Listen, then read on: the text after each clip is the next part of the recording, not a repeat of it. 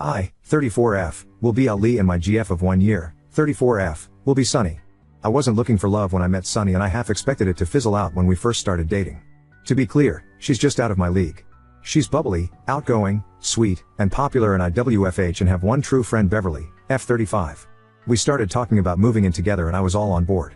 I currently live with Bev but she is thinking about moving in with her BF when our lease is up in November anyway, so the plan was for Sunny to move in with me after. Recently it's been a lot. My dad was diagnosed with cancer in January and then mom called to tell me that my grandfather passed suddenly of a heart attack in February, then in March my sister was in a horrible car accident. Things finally started to be somewhat calm since April but then Sunny went from very supportive and super sweet to quieter, and she put a screen lock on her phone, and in the past month she stopped leaving her laptop logged in, her tablet now has a password, and she's been taking longer phone calls in her car or going out with friends longer. She's also just not been that affectionate. She's been intense, asking me 1,000 questions like just recently she's been weirdly asking me if I haven't introduced her to all my friends, and if there are friends she might not know about. I went out with friends one night and when I got home she asked me with who and then didn't know the names and asked why I never introduced her. I tend to be laid back, and I don't generally need to know where she is or who she is with all the time and she used to be the same. But this behavior made me wonder what might be going on. Then this past week, I noticed she and one of my friends Jason, M40, had been hanging out more. His name would pop up on her notifications while we are together, and she would turn the phone over or leave the room with her phone. Last night we were drinking and watching Netflix and she went to the bathroom and put her phone down but didn't lock it. I saw Jason's name pop up and I opened the messages.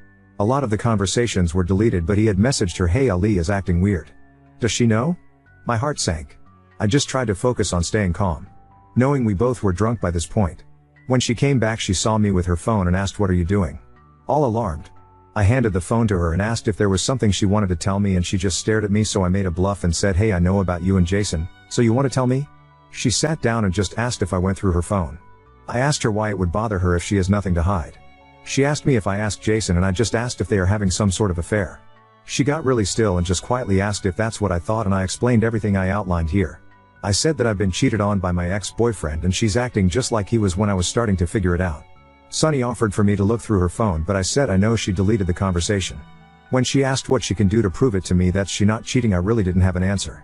We sat there in silence for a while and I just got up and went to bed. Sunny didn't come to bed and when I got up this morning, it's clear she slept on the couch but she also wasn't there. I figured she went home, so I messaged her but she hasn't responded. Am I the odd for accusing her? She's acting so odd and this doesn't make sense. She knows cheating is a deal breaker for me. I've messaged Jason but he hasn't responded to me either and I am starting to question everything. Update 1. I managed to schedule in a late session with my therapist. I am in regular therapy due to past issues, and came up with some language A&D talking points when I got home. I also strategies with my roommate Bev. Bev said I shouldn't jump to conclusions and was behaving like Sunny is my scumbag ex and that isn't fair. I told her I am planning to give Sunny a chance to clear everything up. I called Sunny but she didn't answer, which Bev did bring up she could be working. She works odd hours as she works in the arts and we usually have a Google Calendar to keep up with each other's work hours and the like. I looked it up and she was scheduled to be working, so I sent her a text. The text essentially outlined what I said in my first post. That her behavior is not exactly above board, and the secretive nature of it lends to my questions. Specifically Jason's text that I saw in the deleted conversations. I said that if she's with Jason, then be with him, but don't jerk me around, it's cruel and manipulative. 2 things I would never expect her to be. I said I was well on my way to thinking I loved her and this has broken my heart, and the fact that she was not there when I woke up spoke volumes.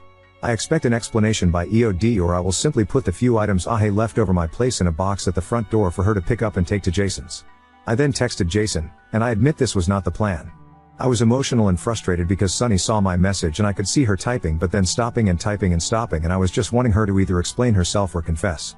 So I texted Jason a similar message, explaining that I thought our friendship would be stronger than this and just because my GF is bi he had to take advantage. It wasn't fair of him as he knows my history with being cheated on and he knows how deeply it hurt me. I expected more from him and I intend to not sugarcoat it when our friends ask what happened to us. Well, Jason actually responded with suggesting we have brunch today. I woke up anxious about it. I would prefer her just confess over text, but now I have to with face to face.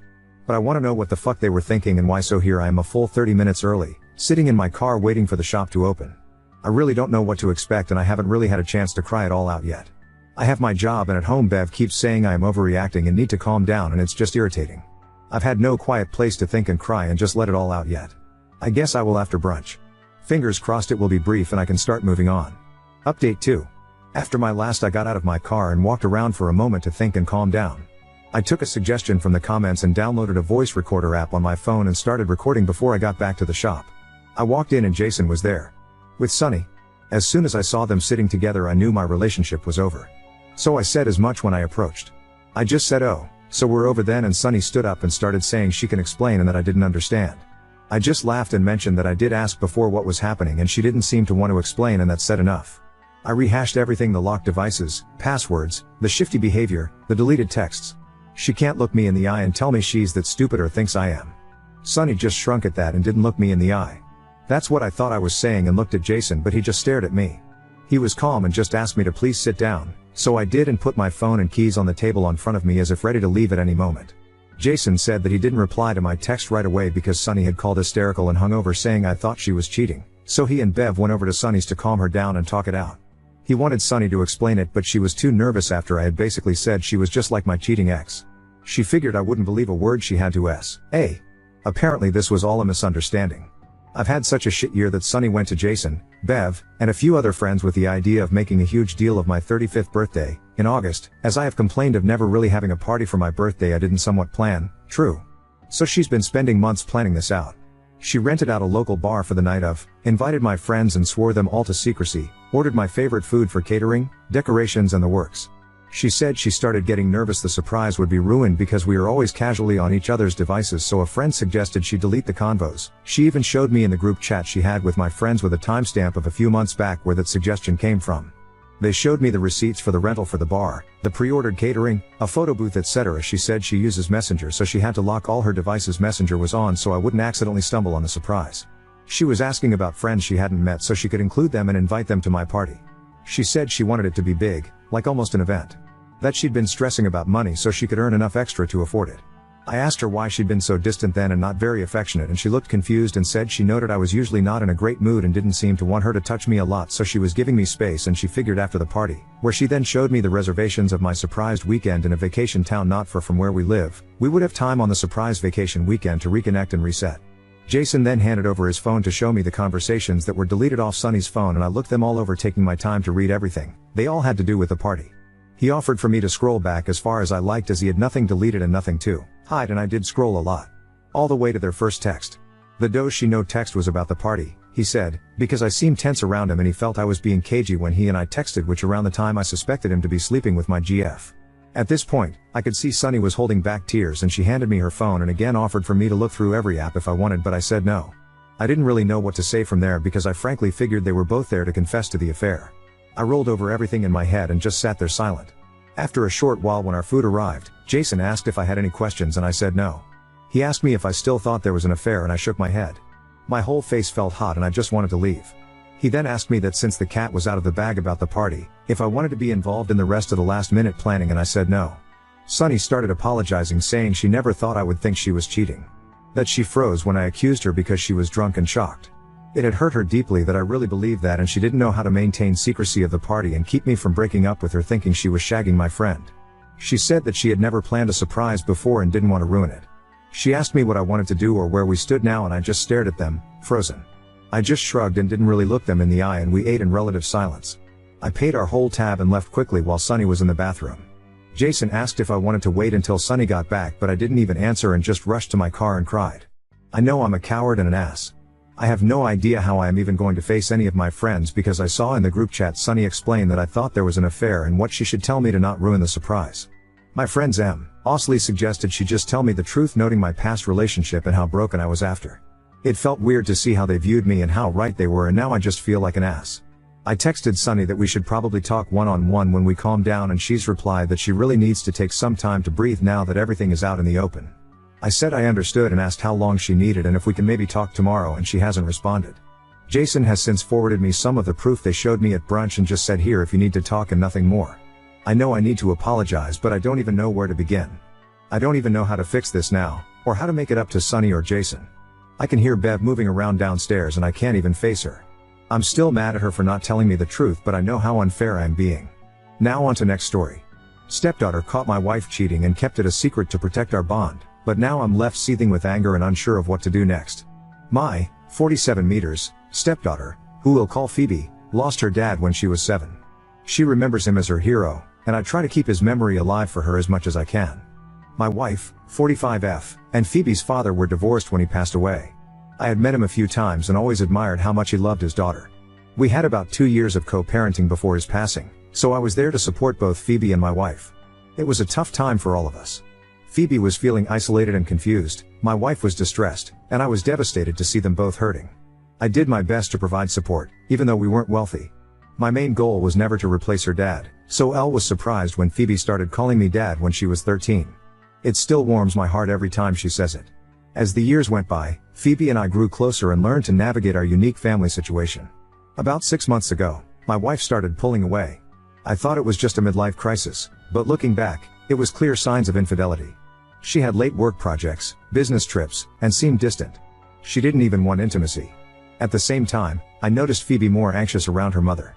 She would avoid me and spend less time with me, which hurt, but I chalked it up to teenage angst. I tried talking to Phoebe, but she would avoid me and stay in her room or out late. She wouldn't even share about her day with me. That's when I realized something was really wrong. I snooped on our shared iPad and found messages from someone named Fiona. Turns out, Fiona is a 40-year-old man. I was feeling a mix of emotions, disgust, anger, and hurt. But one question kept nagging at me: why was Phoebe acting so strangely? The following evening, I was driving Phoebe to therapy when I decided to ask her about her feelings towards her mom working so much. This seemed to make her defensive. She raised her voice and insisted that she didn't care, that it was just work and everything was fine. We went back and forth for a couple of minutes until she finally asked me, "Do you know?" That's when she dropped the bombshell. Not only had my wife been cheating on me for 8 months, but Phoebe had caught her in the act. I felt betrayed, but that feeling quickly turned to rage when Phoebe explained why she hadn't told me. My wife had threatened her, saying it would be her fault if I left and never came back. As heartbreaking as that was, nothing could have prepared me for what Phoebe said next. "I'm sorry, really. I just didn't want to lose 2 dads. I don't think I could handle that again. Please don't leave, Daddy." I tried to hide my emotions, to reassure her that I wasn't going anywhere, but deep down, I was seething. Hurting me was one thing, but bringing my daughter into it was unforgivable. I wanted to scream, to cry, to see that woman suffer for what she had done to my daughter. But I knew, that wasn't an option. All I could do in the moment was reassure my girl. That's what I had to do. I haven't told my wife that I know. I don't know what to do next. I'm pissed. Update 1. The initial 6 hours proved to be quite tumultuous. Phoebe appeared noticeably tense and apprehensive, probably fearing her mother finding out. She clung to me, even going so far as to endure watching baseball, a sport she typically despises. Her conversations with her mother were marked by a hint of irritability, a behavior I chose not to address as I normally would. It seemed as though the dynamics of our relationship had shifted, with Phoebe now exhibiting the same volatile behavior that I had previously experienced. Gradually, she came to realize that she was in a safe environment, and began to relax her grip on me. However, her demeanor towards her mother remained curt. Phoebe and I had a chat about what she wants, and she expressed a desire for me to have full custody of her. She also opened up about some other emotional abuse she has endured from her mother. I assured her that I would do my best to gain full custody, but explained that since I never officially adopted her, I may only be able to get visitation rights. She also asked about emancipation, which I admitted I know very little about, so we decided to look into it together. I'm really hoping Phoebe can keep up her grades next year, as she's on track for a music scholarship to a good university. She's been spending a lot of time playing her violin since our chat, and I'm happy to see her using music as a way to cope. I'm not pushing her on school stuff right now since it's the end of the year and won't affect her GPA. I'm just hoping she can get back to her usual driven self by September. Phoebe is definitely not acting like your average teenager, but she's starting to show some of her old self again, which I'm grateful for. It made me so happy when she started teasing me again. However, I can't help but wonder if she's hiding her true feelings behind her jokes. She has a tendency to keep her emotions bottled up until she can't take it anymore. She hasn't said much besides feeling relieved about not hiding things from me anymore, so I'm not sure if I should be more concerned. As for my wife, I wish I could say I've stopped caring about her, but a part of me still loves her. I try not to dwell on those thoughts for too long because I believe the best thing for Phoebe is to get both of us away from her mother. I've been reflecting on my own childhood and how my feelings were often overlooked when my parents made decisions. I never want Phoebe to experience that same feeling, especially since she will be the one most affected by all of this. Phoebe is currently seeing 2 therapists, one specializing in CPTSD for events I haven't discussed here, and another specializing in OCD. I have faith that they will be able to support her through this challenging time. I'm in the process of looking for a lawyer, and I've been a bit distant with my wife lately. It feels strange to ask Phoebe to keep quiet about what I know, so I've decided not to bring it up. If she does end up talking about it, I won't hold it against her. I've been gathering evidence from texts and bank statements, and it turns out my wife spent around $8,500 on the other guy. I can't believe how clueless I was. Update 2. Phoebe took her life on June 17th. It feels like it's my fault. I can't believe her bright light is just gone. The day before was Father's Day, and Phoebe approached the topic of a possible adoption, or maybe emancipation with my wife. It soon turned into a fight, as her mother thought it would be a waste of time since Phoebe would have been 18 in a little over a year and a half. Phoebe kept arguing that it was for sentimental reasons and that she's wanted to be adopted by me for so long. I don't know if my wife was just paranoid, or if she already suspected that I knew about her cheating, but he began to get more hostile. My wife ended up saying something along the lines of, "You'd still have your real dad if you hadn't stressed him into doing drugs." That was the straw that broke the camel's back. Phoebe had a meltdown like I'd never seen before. She was cursing her mother out, crying, throwing things, and it was all just so out of character neither my wife or I knew what to do. The rest of the night was eerily quiet. Neither my wife or Phoebe pushed the matter any further. Phoebe cleaned up her mess, apologized to me for ruining my special day, and went upstairs. There was no warmth that night, no sit-down dinner, just silence. I guess we were all in shock.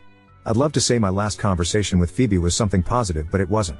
I'd like to say I told her how much I love her, but I didn't. All I cared about was being reimbursed for the damages she'd caused during her meltdown. Maybe if I hadn't been so selfish I would have noticed how dejected she looked. Maybe if I'd handled the situation for what it was, a mental breakdown, instead of an act of defiance, she would still be here. But she isn't, and there's nothing I can do. I should have seen it coming. There were plenty of signs, I was just too stupid to see them for what they were until she didn't wake up. I could have gotten her more help, but I didn't. There were little things like, "Hey Dad, if I die make sure to play Dreaming of You at my funeral, and if I die before you, make sure I'm wearing a suit instead of a dress in my coffin," and the one that seems to be the most obvious, "Play at your best, you are love, at my funeral for my girlfriend please." I thought those were just distasteful jokes most teens make. I've never been so stupid in my life. The days leading up to her funeral are a blur, I barely managed to pull myself together the day of. I was so angry at my wife, and also at Phoebe. I was angry because I wish I would have listened to her obvious pleas. I was angry at myself for not being approachable enough. I made sure all of her requests were fulfilled. She was lowered into the ground with Dreaming of You playing on a speaker. I hadn't cried the entire day until then. Perhaps I should have chosen one of the other songs she requested, because that one broke the stoic demeanor I was trying to convey.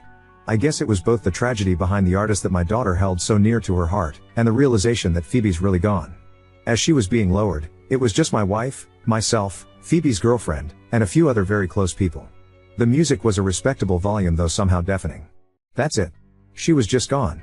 Her girlfriend was not handling it well, and she disappeared shortly after the reception following the burial. I felt terribly for her though I couldn't bring myself to say anything, which is another thing I regret.